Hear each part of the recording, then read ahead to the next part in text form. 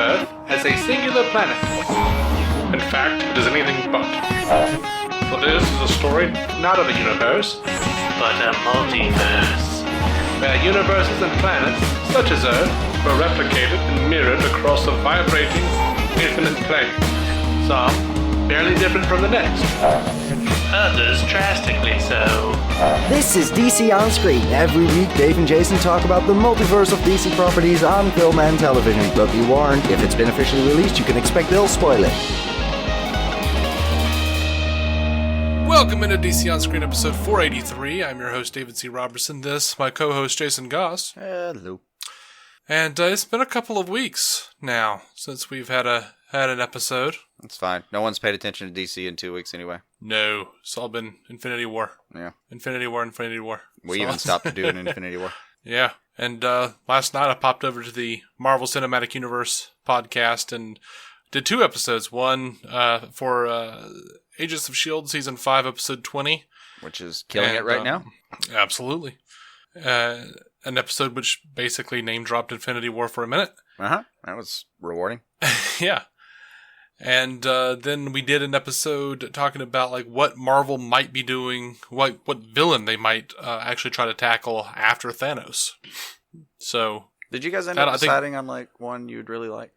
Well, we kind of had a list of what we thought was most likely, and a list of like our favorite choices. Your peanut gallery, throw a penny in a well kind of thing. Gotcha. It was a lot of fun. I think that episode, the After Infinity War episode, is going to drop.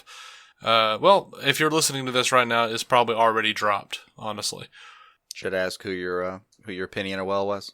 I think we all three thought. Well, I don't want to give it away. Okay. So there was some kind of like agreement among you, finally. Right. Oh yeah, we had an agreement. We were pretty close on. We were all like, we all three agreed on what was not going to happen, and all three agreed on what was going to happen. Gotcha. Like we were. So it was fun. Fair enough.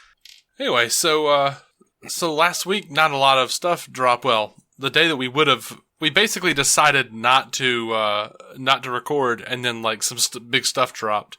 We will talk about that a little later in the show. Right. But this week, dude, Margot Robbie now is saying that the Birds of Prey film is going to be an R-rated girl gang film.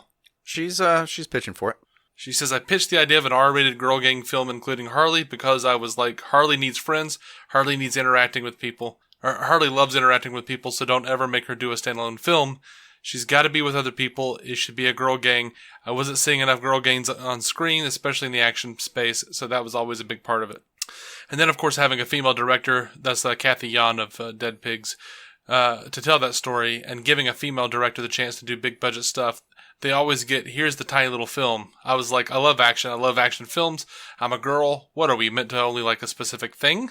So it was hugely important to find a female director for this if possible. But at the end of the day, male, female, the best director gets the job, and Kathy was the best director. I don't want Birds of Prey to be an R-rated film. Or necessarily a girl gang film. I don't mind it obviously being a group of girls, but Birds of Prey is a very different thing than what she's describing here, I feel. I'm also like a little unclear. The thing is, I don't have a problem with R-rated or potentially girl gang, but I actually didn't understand completely what she meant about girl gang. I'm assuming just ensemble female cast, which sounds fine, but and in R-rated context, maybe. I mean, it'd be nice to let Harley Quinn off the leash a little bit. A little bit, but I don't. I mean, if it's going to be based on villains, okay, but I don't necessarily want to see like Birds of Prey be R-rated. Like, I don't think those should be the same film if that's what they're doing. You know what I mean? Like, I would. I don't need to see Batgirl running around in an R-rated movie. Confusing young girls as to why they can't go see it. It's I don't know. You feel me, right? A little bit, but I'm a little bit past this idea that you can't have an R-rated something or other. Oh, I mean, you absolutely can. But I've like the great thing about Deadpool is that fit that character more than anything. You know, like Deadpool, the R rating fits the character. The R rating might fit Harley Quinn, but it doesn't fit Barbara Gordon. It doesn't fit Batgirl. It doesn't fit the other, Black Canary. Right. Etc. So, and I don't necessarily have any interest in seeing Harley and a bunch of villains running around calling themselves the Birds of Prey. No. That just sounds like Gotham City Sirens to me. Yes. Yeah. That's where the product should lie if that was where they were going. Although Birds of Prey sounds like a much more villainy title than it's normally billed as. But still, if all they're doing is just letting Harley off the leash, and then there's some back and forth with the rest of the crew about, hey, hold on, bring it back. I can deal with that. I mean, if part of the back and forth of the movie is just Batgirl telling Harley, hey, you can't actually smash someone's skull in. Just knock them out. That kind of stuff. Yeah. That could be good. At that stage, and it's the kind of thing where normally I'd just shrug my shoulders and go, yeah, whatever, dude. Because if it's just an actor or actress just pitching, hey, I'd like to do this, that's one thing. But I think she's like EP attached to pretty much anything that has her in it at this point. Yep. So yeah, her words actually do have weight. Mm-hmm. God, she's got like right of refusal. Like apparently she just owned the crap out of this role, and they went, "We'll give you anything. Please don't stop doing it." Right. Good. So who knows what's going to happen with that, man? I know she's probably going to change the boots. That's about all. Mm-hmm. I would imagine. That's what we can really guess and be really sure about. Yeah, I mean, we'll see where this goes. I'd like to see the pitch. I would like to see the like if it was me, I'd really like to see the treatment before I ruled out R. Yeah. Just give me the one page. I mean, I'll go see it. Oh yeah, I'm seeing it. All right, so Joss Whedon explained to Variety that he actually did have a Batgirl story in mind. Told you. Before the project fell through earlier this year. He says, it had been a year since I had first pitched the story. A lot happened in that year. The story kind of just crumbled in my hands. There were elements that I just hadn't mastered that after a long time felt like I wasn't going to. A lot of people that I didn't have thought I didn't have an idea, which isn't an exact truth. I told people I didn't have an idea, which isn't an exact truth. I had an idea, but it didn't fit into the space that was left for it. It was a little heartbreaking. And I'm not sure what exactly that means. Isn't an exact truth. You lied! Yeah. It was a funny lie. Like, I like to... What was his line? Like, what's a sexy word for failed or something like that? Yeah. It was amusing, yeah. But we knew it was BS, so here we are. I do feel bad for him, though. He had an idea. It was apparently attached to the DCU's timeline in some capacity, and then you just watched it float away. Like the possibility of that story just float away. Well, it may have fit into the timeline. I didn't really get that from what he was saying. Yeah, it could mean that it just wasn't tonally where they wanted to go. It could have been, but I don't know. I would just bet on timeline. Could have been either one, absolutely, but I would bet on timeline because tonally, Whedon can do a lot of things. Mm-hmm. And they obviously moved toward his tone. I just like with him getting to basically do the final cut of Justice League. Like clearly they like. Well, they moved towards his tone, but then Justice League was a flop. So yeah, I know they may be moving away from that tone again. Yeah. I mean, bottom line, we don't know what the hell WB is doing. We just don't. And they may have just wanted, Like, you remember those little 8 balls that gave you predictions? Uh-huh. That may be running WB at this point. You think? Possibly. You think it's just Walter Hamada up there with a magic 8 ball? Give me another theory that makes more sense. Let's put it that way. I'd have as much luck predicting the future of WB's exec decisions with that thing. Mm-hmm. I just have high hopes, whether it be an 8 ball or Walter Hamada for real. Yeah. I mean, we've talked about it before. The fact of the matter is, I think we could predict with real frightening accuracy the decisions they would make if we knew their contracts and how the money was tied into their contracts. Mm-hmm. Because that seems to be the only thing they're concerned with. Yeah. I'm not talking about the directors, just the execs. Yeah. A good way to put it is I have high hopes, but very low expectations. Yeah. That's the world we live in. I had high expectations, but they squandered those. I know. So, and I find it so meta that like the one film I'm super excited about. I'm pretty pumped about Aquaman, but the one that gets me like childlike wonder kind of pumped is right now is Shazam, and it's really just because the social media game on Shazam is freaking God. It's on point, man. And I love that I have like a childlike wonder about a film that's basically like a childlike fantasy. Mm-hmm. And I just hope it doesn't get crushed. Yep, that's the one I'm looking forward to. Like I'm looking forward to Aquaman. Like I can't help it. Like I really want to see like all of this Spielbergian action adventure and stuff. Oh yeah. But, no, they've got the action sequences I've heard described all sound fantastic. Like Momoa, Yeah. I love Momoa. Love Patrick Wilson in general. Isn't that his name? Yeah. Yeah. Always loved him. Every time I've seen him, I've thought he did a great job. But it's different to really like look forward to something that's going to be a great action film that you're going to enjoy, and look forward to something that has you like giggling with childhood excitement. Mm-hmm. And neither Shazam nor Aquaman were things that like I like really dug into as a kid or anything. But Shazam seems to be like really gaining a lot of interest from me. Like more so than anything they've done since BVS. Yeah, and it's all like a lot of when I talk about social media game, Momoa is amazing, by the way. Mm-hmm. Like if you actually look at his, and I had an article point this out to me. You remember, the like Dos Equis, like the most, I think it's Dos Equis, like the most interesting man alive ads? He actually is. If you look at his feed, it's just like him atop a mountain, and then him hanging from something else, and then him with like an entire bar behind him in Alaska for some reason, and like him on a beach next. It's just like, it's just what he does. He's just everywhere, doing everything, and enjoying himself at any given moment. Like that man is just filled with muscle and serotonin. It's amazing. So yeah, his game is pretty pumped too. I enjoy watching him, but still something about the humor of Shazam over there that's really intriguing to me. Yeah. So over the past few months, we've been hearing from various sources that WB was going to be going in a different direction with the solo Flash movie, and that they probably weren't going to be doing Flashpoint. Today, Humberto Gonzalez seems to be echoing that notion by simply posting a photoshopped Jeffrey Dean Morgan Batman turning to dust. Mm-hmm. A la Infinity War. Spoilers for Infinity War, man. Oh, screw it. People are dying. Yeah, a la Infinity War. People die. You knew that going in. I didn't tell you who. That's the important part. Right. I really want the Jeffrey Dean. I want Flashpoint. I like the idea of the Flashpoint movie. I like Jeffrey Dean Morgan as that. I love that guy. I do too. I mean, I'm still on board. If they want to do it, still on board. Yeah, I would like to see that. And someday. I'm confused about where to take. Like, you could do Flashpoint almost as an otherworld or an elseworld kind of tell within the DCEU and kind of get away with it. You could. But if you make it a Flash solo film, which is where we started and where I still kind of would rather be thematically, you're almost, I'm a little hopeful. Like, if that's what's happening, it means they may be digging back into, no, we've got a plan again. Mm-hmm. Where the last couple of years, it's been a lot of reactionary short-term decisions that have resulted in, like, films that just could have been better, you know? Right. Well, we'll see.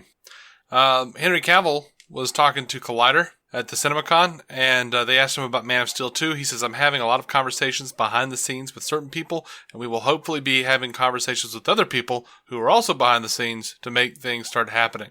He recently told somebody that he just wanted to be back in the Cape as soon as possible. Mm-hmm. I believe him. He says he really loves this character. He said, it is very much in my desire to do a Man of Steel 2, a direct sequel to Man of Steel, and there is a whole bunch of Superman story that I want to tell. There is a whole style of Superman's character that I'm very keen to tell, and I'm looking forward to the opportunity. The Brit came through. Mm-hmm. And comicbook.com talked to him, and it was during his press tour for Mission Impossible Fallout. And they asked him when Superman might show up next, and he says, I cannot tell you when, and I also cannot tell you what. And they've spoken with Christopher McQuarrie, or Cavill has, and some outlets have. Mm-hmm. Cavill says, as far as McQuarrie, he says, I think we'd both be very keen. We've been playing with some ideas over the year that we've shot together, and it'd be a lot of fun to make those come true. And as for the rumor about whether or not he's in Shazam, he says, I obviously can't talk about that. Christopher McQuarrie was talking to Brandon Davis of comicbook.com and says Henry Cavill knows what my Man of Steel 2 would look like. We had a lot of time to hang out on set, and Henry's a huge fan of Superman. I can't help but talk story to people, so he told me his take on Superman, and I thought it was really great. And I gave him my 2 cents. And he says he's tweeted out, they know where to find me. He says nobody's asked. But I think it would be a great call. Like, McQuarrie, he's a good writer, he's a good director. Can we please do this? Please don't start a petition. Somebody did start a petition, and I'll talk about that later on. God. Not about this, but it is in relation to Superman. I'm glad those things aren't made out of paper anymore, or we'd be having a deforestation talk. Right? So, a few weeks ago, we talked about the DCEU storyboard artist and DCUA director Jay Oliva. I don't know how to say his name. I don't know. Oliva, I guess I'll say Joe Oliva. There's just one eye. Right. His claims that Man of Steel was the first of a planned 5-part story, and that a direct sequel was never planned. We did have some questions about that. We were a little iffy on the timeline ourselves because we remembered Zack Snyder talking about, after Man of Steel going like, well, what were we going to do? And then he puts out the idea of, like Luthor sending Kryptonite to the Batcave or to Wayne Manor. And just apparently mention the word Batman and everything. Yeah, there's no way to put that back in the box. Yeah. And so we had some questions about that. And it looks like Daniel Alter, a producer on the Hitman video game films and the upcoming Johnny Quest film, also had some thoughts on it. And he jumped on Twitter and called Jay's claim, quote, revisionist history. All right. And Jay responded, Daniel, with all due respect, who would know more about this? You or I? It's not revisionist history. Seriously, I take offense to you insinuating that I don't know what I'm talking about. Then Alter said something about how it was widely known around town that Batman was added to the sequel after Man of Steel was a big disappointment at the box office. And Jay fires back and says, back in April 2013, before Man of Steel was released in June, I was tasked with doing the Superman 75 short. I remember that short. That was a good short. Mm-hmm. He says, I met with Zach, who was the executive producer on it, and he showed me storyboards of Batman v Superman with Batman already in it. And it was Batman from The Dark Knight Returns. I know this as fact because I was there, and I remember it very clearly because I was sad that I may not get the opportunity to work on a film that used Miller's Dark Knight Returns as an influence. Because, well, I kind of did a little film that did just that. So how could it be revisionist history if the plan for the following films were already planned before the release of Man of Steel? Now, was there a plan to do a sequel when Goyer and Nolan wrote it? I don't know for sure, but you can bet your ass that prior to June there was a plan. You remember, God, how many years ago? That was the first footage we saw at a Comic-Con, was him in that costume with the lit up eyes and Superman floating above him. I think that was May 15. That was like the first thing they had in the can that they were ready to shoot. That was like our first episode talking about that footage. Was it? It was. Oh, what a start. Well, it's been fun bookending this. It's been DC on Screen. Good time to end the show. Thanks, guys. Uh-huh. You have something you want to tell me, man? When the resolution happens so naturally, you just let it be. Oh, okay. It's the British way of ending a TV series. Is it? Yeah. Is that what happens? Yeah. Okay. Well, I'm not British. I don't think I'm I American. want to actually renew the series. I think we told a good story. Let's just move on. Mm-hmm. So at least that's put to bed. Not the show. Jay's notion of how this all came about. So Snyder over on Vero released a picture of Henry Cavill in the original Reeve costume and says, this was the shot I did to show the studio that this was my Superman. They agreed. It looked good. It's a good shot. Yeah. Some might argue more hopeful than Man of Steel turned out. I'm not sure I agree with that. I don't, because the hope in that movie made me cry in the theater. But I'm surprised you didn't instead say, some would argue, more colorful than Man of Steel turned out. Mm-hmm. Well, for some reason, people seem to think that color and hope go hand in hand. Not necessarily. My rebuttal is the word dog. Most hopeful creature on the planet sees nothing. Do we actually have scientific evidence that dogs can't see color? No, it's like black, white, and a couple of kind of... they do see some color. I forget which two. It's like hues of it, but they do see some color. But it's super faded. It's weird. But still, Very dull atmosphere for them color-wise. Very hopeful creatures. Yeah. I've got something else. Mm-hmm. Andy Griffith was better when it was in black and white. More hopeful, funnier. By the time they got to the colored episodes, Andy was kind of a grouch. Mm-hmm. You know? You could say, it works for his character because he keeps having to deal with all these idiots in Mayberry who keep screwing up his calm, peaceful days, but with their stupid shenanery. With the same problems over and over again? Yeah. Not the same problems over and over again, but, I mean... problems rooted in the same problem. Yeah, the same, issue. I would have been okay with a version of, like, an episode where he just, like, walks outside and says, like, everybody in! Everybody come in! And yells at the crowd, like, there are, like, 240 of you! Figure this shit the fuck out! And goes back inside. Yeah. It would have made sense. I got a bullet for every one of you. Make it work. Or I'm coming. Yeah, that's what Mayberry needed. They just needed Andy to just become Frank Castle. Yeah. Homegrown terrorist. Yep. Wasn't everybody in Mayberry. It was just about 6 people. Just that made his life a living hell. Yeah. No, yeah. Not Otis. He was an easy one. He was one of the easier ones. He's an easy one. Locked himself up, hid the key from himself. No big deal. Yeah. You know how pissed, And though, he's in like, a "You know modern what?" world, you know how pissed people would be, though, about that? Every single week, you have to file the same paperwork for that asshole. There's Oh, they didn't have a lot paperwork. of paperwork. They hung a key on a hook outside of the jail cell. Yeah. And just let him come in at will and lock himself up I so he know. doesn't hurt anybody. But now there's all kinds of things. Like, you couldn't just let him come in and be a drunk overnight. You'd have to send programs, do paperwork on that. It would seriously be like 2 or 3 hours of your week every single week that you just like sat there with a pen and dried that thing out, dealing Yeah. with that dude, while he Yeah. refused to dry out. It would. You'd be ready to kill him. Uh-huh. All right. So anyway, did you watch this Teen Titans Go trailer? No. I heard it described, but I didn't actually watch it. It was actually pretty great. No offense to it. I just, every time I've remembered it, I've been at work and I can't really actually get that. Yeah. There's this great bit where they're like upset that no one's making a movie about them, and Superman is like, "Well, I mean, you guys don't really do anything." and Cyborg goes, "Remember when we found that diner and we ate that food?" Mm-hmm. And Superman says, "Well, that's not a crime. And also, you didn't save anything." And Cyborg goes, "We save room for dessert." I was a little ashamed at how hard I laughed at that.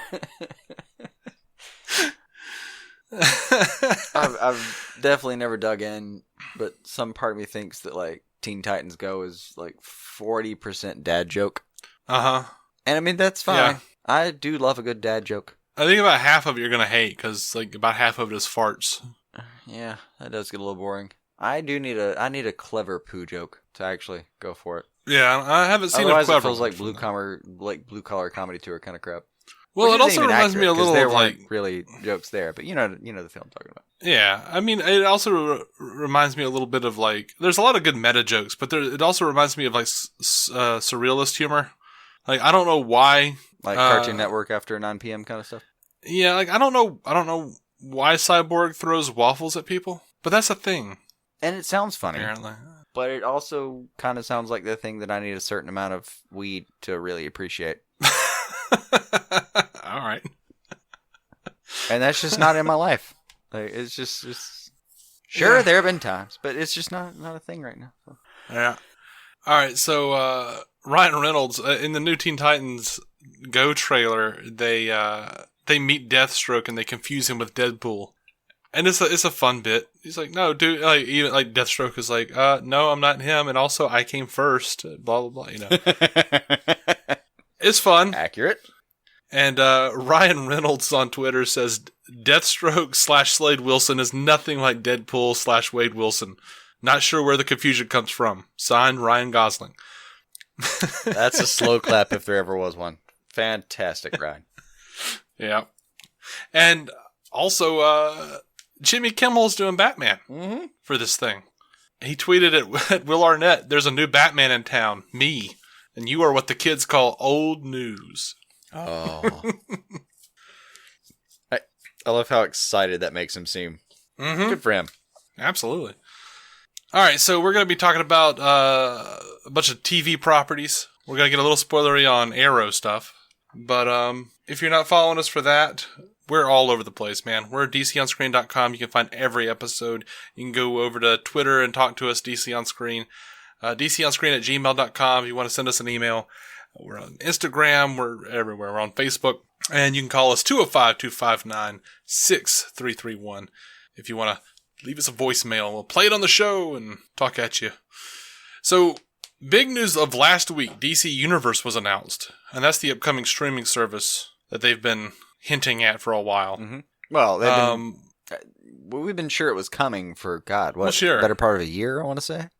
Yeah. But hinting is probably not a good word for it. You're right. I'm a piece of shit. I hate myself. How dare you?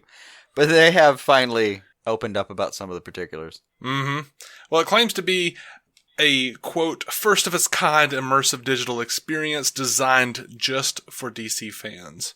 Mm-hmm. That sounds like some tribalism bullshit. What about Marvel fans? I'm just kidding. Yeah. The announcement. The immersive first of its kind part is like, dude, you're a streaming service. Don't get, and there were a couple of people I'm sure that saw that and thought, what does like Harley Quinn reach out of my monitor and give me a hand job? Like what do you mean immersive? I don't know what that means. It's a little weird. No, because I suspect that they're going to be creating content for AR technology. I mean, that's where everything's going, man. Facebook is creating stuff for AR. You know, like Twitter's talking about doing stuff. Everything's kind of going into virtual reality, man. Yeah, that's what they've said a few times. Or artificial reality. I mean, that's been said my lifetime has been everything's going to go VR. And the closest we've gotten, but it's getting really good. That there are more 3D showtimes than 2D showtimes in theaters now. But that was like all right, the analogy I would like to use is, do you remember, first of all, when there were movie stores? Yeah. Video Express, Movie Gallery, if you're in our area, Blockbuster, and a lot of other ones. Anyway. You'd go in. At first, in our lifetimes, it was all VHS. And then DVDs crept in. Sure. And then they eventually owned most of the wall landscape. Well, rather than it being there were all DVDs now, and then suddenly the franchise is dead, and no one remembers what those are anymore. The landscape of it being all 2D, and then there being all 3D, that hadn't happened. It's been all 2D, and then there's a certain amount of 3D, and then it seems like it's kind of hit that mark where maybe there are more showings, I think, of the 3D, but it seems to me every time I look, it's not like I'm choosing between, I watch 2D, man, I can't do the 3D. I want to go see a film like in flat screen with all the colors.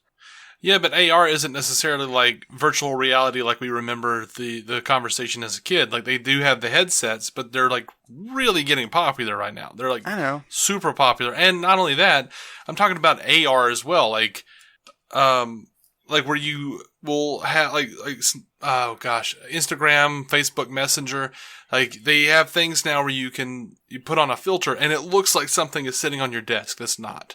You can create objects and put them in the video that aren't there, and they look like they are. You know what I mean? Like, yeah, I got you. I'm thinking they're talking like immersive digital experience like that. Like, they might actually create like a social network to some degree for this. I don't know what immersive means. It can mean a lot of different things. It's a fine idea in certain ways. In other ways, I wouldn't be interested, and I just want to see a tale. I want to see fiction. That's all. I understand. But in some ways, I think the word immersive just really means like, well, actually, I hope it just really means, hey, we've got all of the BTAS canon and all of the related projects here. For this amount of money a month, you can be sure that you'll never not be able to suddenly find that on Netflix. I mean, it needs to be like everything. It needs to be like Super Friends. It needs to be Lois and Clark. It needs to be the old 80s Superboy series. I understand there are a lot of contractual agreements with companies that aired a thing on a product. I get it. It is complicated. There's a reason it took so long to get Batman 66 in physical form. I get it. But everything you've got that you've been shipping out to other companies better be on this network. One would hope. It really should be. But one of the cool things they've announced with this service, though, is a Swamp Thing series. Yes. And I'm super excited about it. James Wan, dude, he ain't ready for dry land yet. He's going to be one of the executive producers on the live-action Swamp Thing series. And assuming everything goes as planned, they're looking for shooting in they're looking to shoot and for a 2019 release. Like, it has a logo. It's going to be co-written by Mark Verheiden of Daredevil and Battlestar Galactica and Gary Dauberman of It. They're going to be serving as showrunners if it gets picked up, which I think they said it was picked up. But, yeah, James Wan executive producing with Atomic Monsters' Michael Clear. Yeah, they're putting a lot of weight behind this one as far as the attaching names part goes. It is. And they put out a description for the series. When CDC researcher Abby Arcane returns to her childhood home of Houma, Louisiana, in order to investigate a deadly swamp-borne virus, she develops a surprising bond with scientist Alec Holland, only to have him tragically taken from her. But as powerful forces descend on Houma, intent on exploiting the swamp's mysterious properties for their own purposes, Abby will discover that the swamp holds mystical secrets, both horrifying and wondrous, and the potential love of her life may not be dead after all. I'm just excited for all this. I'm sad that Lynn Wein and Bernie Wrightson isn't here to see this thing come to fruition. They got to see that terrible movie instead. Yeah, and those movies were kind of fun. It's one of the strangest sex scenes in the history of cinema. Man, I hope this series has, like, the Alan Moore, like, Abby eats a psychedelic sex tuber that grew out of Swamp Thing's back. You know what I mean? Like, psychedelic sex potatoes, guys. Let's do that. Yeah. It's the most plausible explanation for how that goes down. I'm not hating on that part. Mm-hmm. I'm hating on the portrayal in the live-action version. I don't remember that. Maybe weird. I saw, like, a TV version when I was a kid. It was weird. It's been a long time. What happened? It's flashy. All I remember is, like, it's shot about it's shot about as well as the Toxic Avengers, as far as I can remember. And it's just, like, a lot of fake noise making and a situation that doesn't make any sense. It's really, like, it's worse than bad porn. All right. In the sense that, like, it's the same shots of someone pretending to be interested in something, but nothing actually happens. I'm not sure what you were hoping for there, man. That's actually the salient point. I don't know what I hoped for. I think I hoped not to ever actually see the scene. Right. I think I hoped for that to be mentioned instead of shown, but whatever. They went for it and just didn't work for me. I understand. I don't know if there's a version where that works for me and I learned something about myself. I don't know. Yeah. You learned something about yourself. You never know. You just, you go through life. You find things. Yeah. Whatever.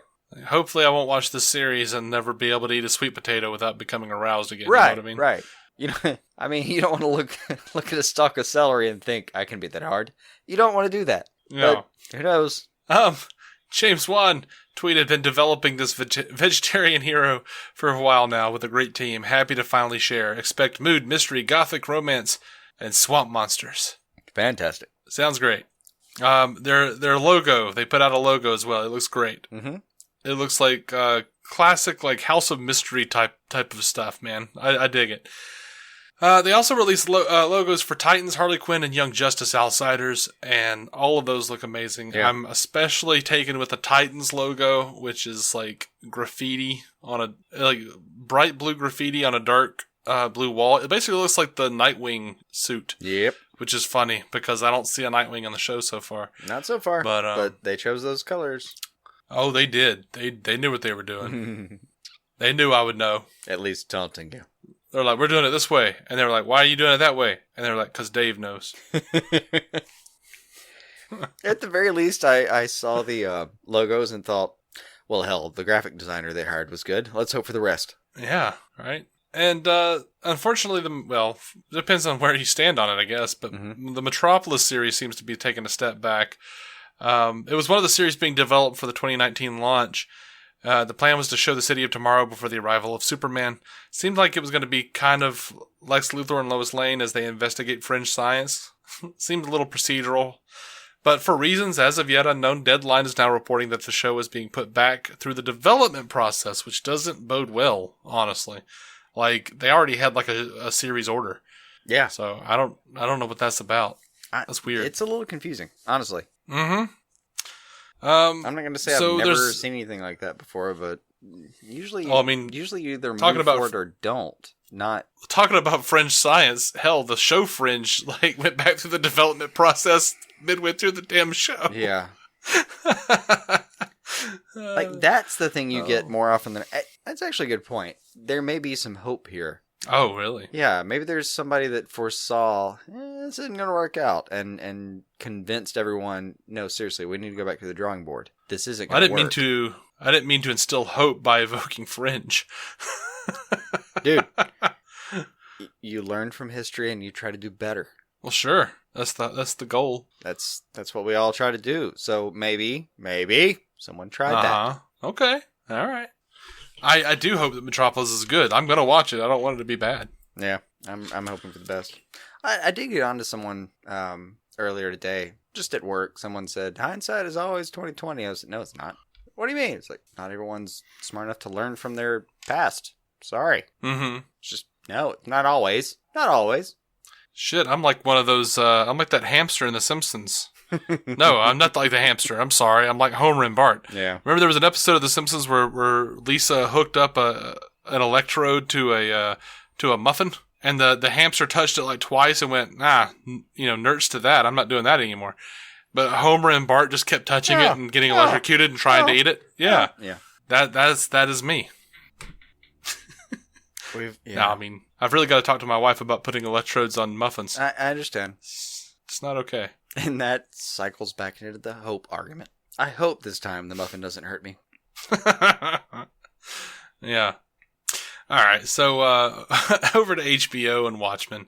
There's a lot of hubbub on the interwebs, and they're saying that the Watchmen is going to diverge from the comics. Mm-hmm. It's HBO. I expect nothing else. Mm-hmm. But that hashtag show, yet again, comes at us with some possible casting calls. And it doesn't sound like anything I've seen from Watchmen. But here they be. We've got Angela Abraham, African-American female cop, independent and intelligent. She's also a realist. She's married to Cal, with whom she has a daughter, and is fiercely protective of them both. I'm really tired of the word fiercely. Like, fierce. Everybody's fierce. Come on, millennials. That's not a good word. Cal they're Abraham, facing a fierce amount of debt. I understand. Yeah, but it doesn't work when you put too much gel in your hair and you go, "Oh, I look fierce. I'm fierce." Yeah, no. Adjective fiscally, fine. Adjective appearance-wise, go fuck yourself.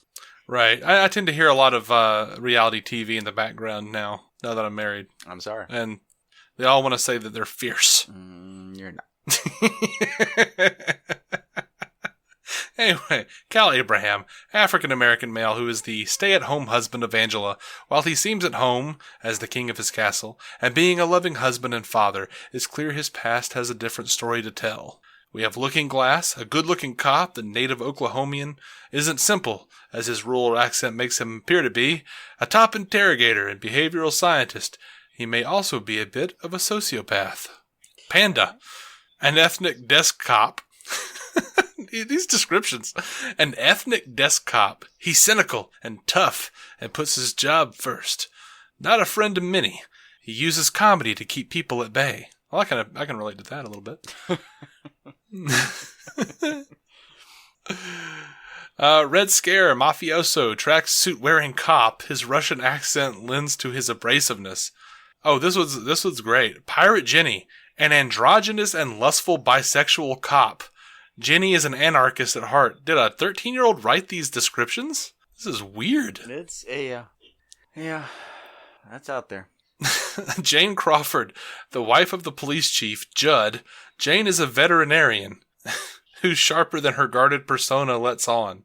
Old man, a former cop who is still an imposing figure despite his age. And according to Production Weekly, the series has a working title, Brooklyn. Now, Damon Lindelof, the he was the showrunner on Lost, and he wrote, I think, the last couple of Star Trek movies and co-wrote them. Mm-hmm. Done a lot of stuff. Longtime fan of the comic. He's going to be the executive producer on the show, and he says, Watchmen, it was dangerous. And you can't be dangerous for dangerous sake, but the reason that I'm doing this is these are dangerous times and we need dangerous shows.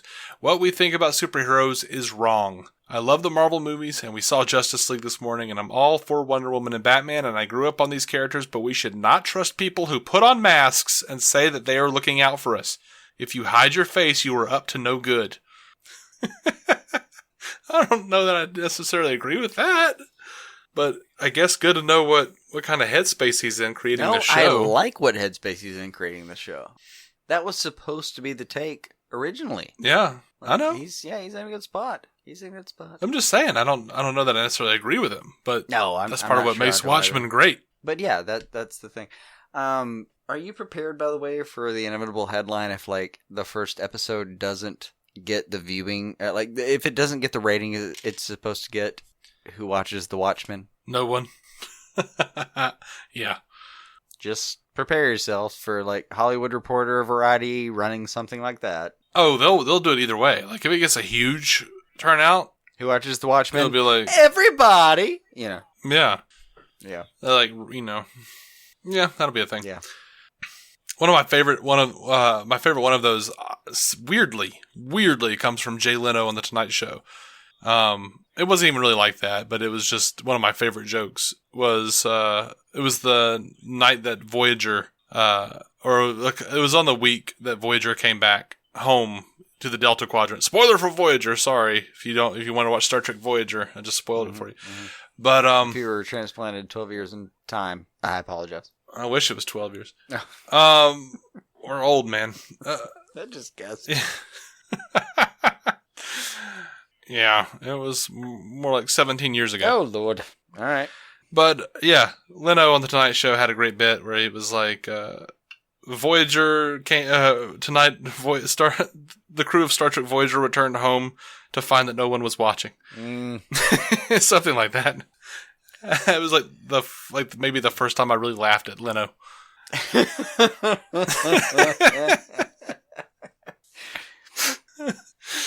I get it. I have heard some of his actual like club comedy, and it was good. Yeah, like I've gone back and looked at some of that and went, all right, damn it. It was good. He was a real comedian at some point. Mm-hmm. All right, so over on to Arrow. Looks like Paul Blackthorne, and I'm super bummed about this. Paul Blackthorne's not going to be returning to Arrow for season 7, and there's no word on why or what they're doing with the character. I assume he's gonna sacrifice himself for Black Siren. That's my take. That's my think. It's fine. Thinking on it. I mean, it's gonna push her over the edge right into being a hero. Something big, you kill a Lance. Yeah, that's true. I guess that's how you either open or end a season of Arrow. Kill a Lance. You kill a Lance. That'll get him interested. Will it though? But no, I really, the ratings got up, I think, when they did so.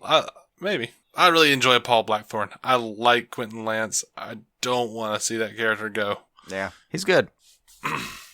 And Phil Klemmer is talking Legends of Tomorrow. He's saying that, he says, I think we're ready to maybe have some real betrayal within the ranks of the Legends. Things have gotten really tranquil. So next season, I want the Legends to sort of turn against their own. And I don't want these to be cosmetic plot shifts. I want them to have consequences that will be lasting and that will affect the DNA of the show. I'm very torn on that. Like, part of me feels like that might be boring. And I also kind of feel like, didn't we just have that with Rip? But as long as this, like, I think I'll be fine and I think I'll enjoy it as long as it remains true to those characters and it isn't just some stupid mind control device. Oh, you know what I mean? Mind control devices I have been done with for years. Mm-hmm. But I feel like they kind of do that anyway. It's like they betray each other all the time just to do whatever the hell they want. I mean, yeah, I get like, that. Like, Ray just runs off with Damien Dark, comes back. Sorry, guys, that didn't work. What didn't work? This awful thing I did. Oh, all right. Yeah, and everyone just dealt with it. I like it. I get that. A certain amount of team divergence, mm-hmm. it can work. Mm-hmm. But don't do that to me unless you're going to give me stakes. Well, that's what he's saying. There's going to be stakes, and there's going to be real consequences. Real consequences. And don't back out, because that makes for a useless season. Mm-hmm. Like, if it's just, oh, everyone's mad at each other, and then they come back together, and they're fine, you just waste my time. Mm-hmm. I want steaks, and while I have those steaks, I want to be eating steaks. I want Phil Klemmer to send me a freaking ribeye. You can't have those. No. I do want a ribeye. I always want a ribeye. I understand. Yeah, but you can't, I'm really hungry. You can't have both. I'm sorry, I'm really hungry right now. I really want steak and potatoes. Not like a psychedelic potato, but a normal potato. Just an actual ribeye and a piece of starch. That's just where you... Okay. Yeah, I want like a mound of starch with butter and cheese and chives on it. And sour cream. You monster. Sour cream. And sour cream. Sure, sour cream. Don't it's forget fine. that. Or barbecue sauce and pulled pork or pulled chicken. Yeah. I'm a fat man. What do you want? Throw some protein. Yes, I want Sure. I want pulled pork and pulled chicken on top of my baked potato that I'm eating with my ribeye steak. Yeah, of course. I want the side dish barbecue to morph into the entree on top of the entree. Of course I do. Right. And then, you know what? I want apple pie later, and just go ahead and throw half a pound of sweetened pork on top of that. You know what's good on apple pie? Barbecue pork. That's the What would you like to drink, sir? Bacon fat. Right. With a side of Diet Coke. Believe it or not, the last news story that we have is even more ridiculous than what we were just saying. Oh, lovely. Someone, I'm not even going to say their name, because hopefully they'll come to their senses and delete this stupid petition. Their goal is to get 500 people to sign it. They're almost there, too. I mean, they've almost got 500 signatures. There are like 7 billion people in the world. Here's what the petition is. It says, Clark finally became Superman, and then it carried on as a comic book into season 11, and ended with the miniseries. This is just not right. Smallville should have ended as a live action. Also, at the end of Smallville, season 10, it is set in 2018, which would actually make sense if it was to be released back on TV in 2018. Buddy. No. They're not doing that. Like, Tom Welling doesn't want to. He said repeatedly he doesn't want to do that anymore. He was up for animated, I think. Yeah. And Chloe is in prison. Yeah. Will be. Or she's about to be. She's looking at 10 to 15, man. Oh, she's looking at life. Like, yeah. She's looking at life. Well, yeah. 10 to life. Life. It's a possibility. Yeah. Anyway. It gonna get even deep if for they... her. Even if... And they're still saying, WB doesn't... Look, man, the WB is not a thing anymore.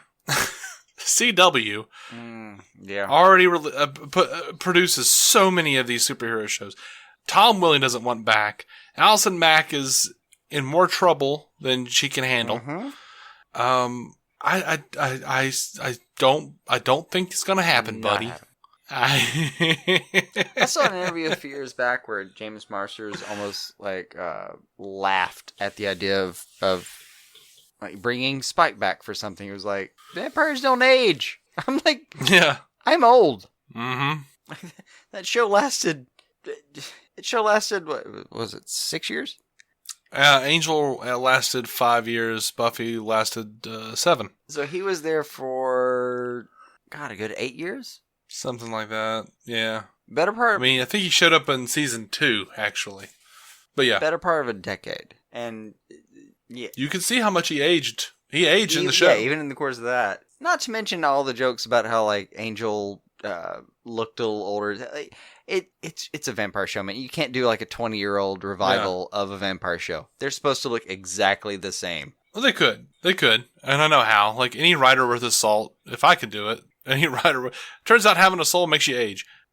Boom. That's all you got. That's all you got to do. You can throw it in. You know, it's not going to be like part of the previous canon, and people will be pissed. Well, I mean, as far as we know, Angel and Spike are the only ones who have a soul. That's true. You could do it, and only intermittently. But point is, like, I just that's how I reason away that Spike aged and Angel got fat. One is, I'm seeing like Tom Welling on Lucifer right now, and don't get me wrong, dude looks great, but he does not look like Tom Welling in Smallville. No. If you did this, you'd have to go Kingdom Come with it. And if you went Kingdom Come with it and aged Rosenbaum and did the whole thing, I've got your back. But it's not going to happen. No, it's not going to happen. It's not. I just think it's funny that someone's shooting for it. Of course they are. Instantly, can't you, like, buy Smallville Season 11 right now? Comic book form? In TPB? Sitting on my shelf. Volume 1 through, what, I think 3 or 4? I think it was like 9 trade paperbacks, and they include the miniseries that were released, yeah. Just grab that. Yeah. It's sad. I don't know, man. I just... Again, I think it's funny that like he also earlier, like... I love the hope. I do love the hope. I love that his goal was 500 signatures. Like, that cracks me up. I'm like, what did you think 500 signatures was going to do? It wasn't going to do anything. It better be like 1 million. But, you know what? Points for realistic expectations.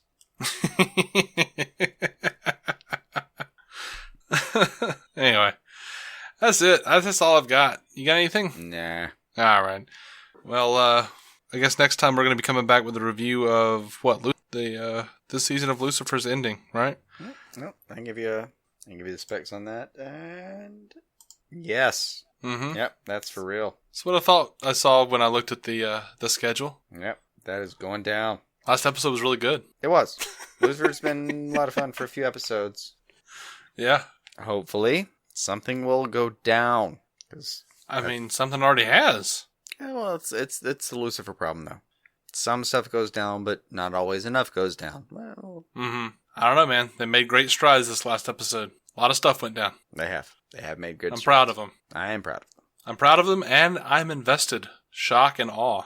I actually am. Anyway, we'll be talking about that, and depending on what news does, we might come back for another news episode next week. It's not been very fruitful lately. It's not a matter of us wanting to take a week off. It's just, dear Lord, nothing's happened for a second. Like, seriously, everything is cleared out for Infinity War. I mean, who wants to mess with it, man? Not I. Everyone just fucked the hell off for this thing. Just, no one bothered to release anything. Why would you bother? Yeah. Doesn't matter what site you go to, whatever your favorite, like, comic book geek site is, it was overwhelmed with Infinity War. And it has been. Mm-hmm. And the Russo brothers keep feeding it. They keep feeding the monster, and so help me, I've been following it because they keep feeding it with really fun, interesting stuff. Yeah. It is what it is. Right now, it's their game. Just enjoy it.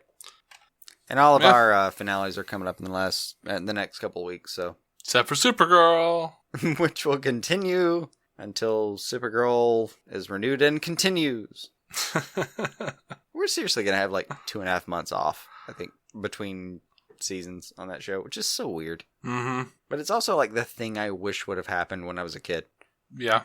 Like, before I understood production schedules, there was a moment where I was just baffled. I was like, well, I just watched this show, and then now you just show me reruns, and then, oh, you only planned it to do so. It felt like betrayal in a way. Why couldn't you just do this show all year long? I get it now. But as a kid, I was like, why can't it just be there forever? I remember people being like, kids my age saying stuff like, well, I mean, it's on every day. I don't understand. Like, they make it every day. They used to make it every day. I'm like, no, it's just that was the one that was in syndication. Like, it's taking time off now. And because you know how it comes on in the afternoon, but then it also comes on at night. Well, the one that comes on at night is like, there's the new episodes, and they have to take a break. I don't understand. That doesn't make sense. Yeah, it does. It does. Yeah.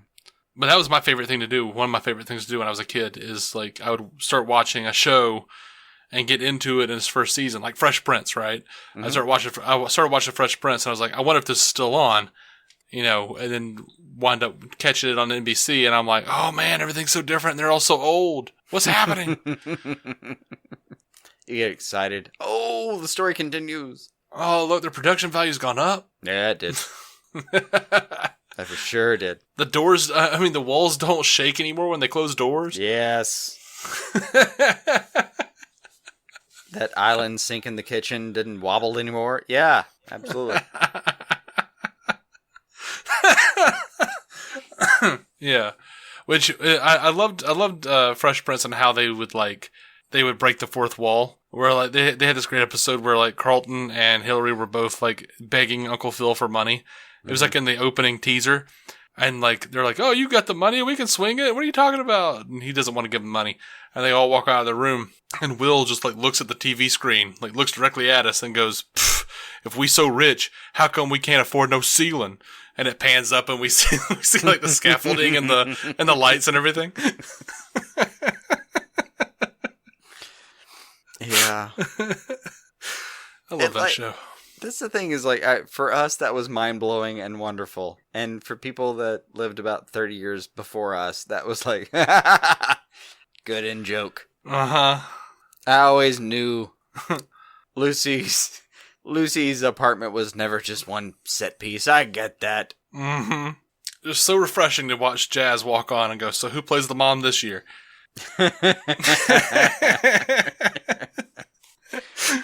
Yeah. Anyway, we're done. We're out. 205-259-6331 if you want to leave us a voicemail. And we'll be back with the Lucifer review sometime in the next week. And we love you dearly. Also, go check out the Marvel Cinematic Universe podcast. We had a lot of fun. Or I had a lot of fun over there. Jason actually was the arbiter for our post-Infinity War episode. So he got to do some behind-the-scenes calculations for us. Make sure we didn't come to the table with all the same villains to suggest. But it was a fun episode, and I hope you guys check it out. MCUcast.com. Anyway, till next time, keep some DC on your screen.